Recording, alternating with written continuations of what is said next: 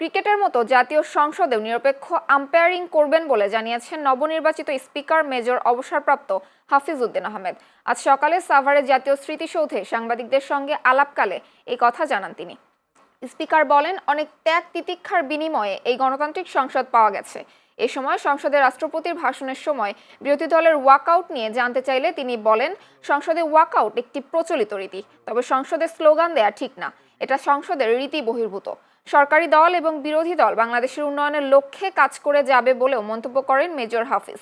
এর আগে সকালে ত্রয়োদশ জাতীয় সংসদের নবনির্বাচিত স্পিকার বীর মুক্তিযোদ্ধা মেজর অবসরপ্রাপ্ত হাফিজ উদ্দিন আহমেদ এবং deputy speaker barrister Kaiser Kamal মহান স্বাধীনতা যুদ্ধে শহীদ বীর মুক্তিযোদ্ধাদের প্রতি শ্রদ্ধা জানিয়েছেন।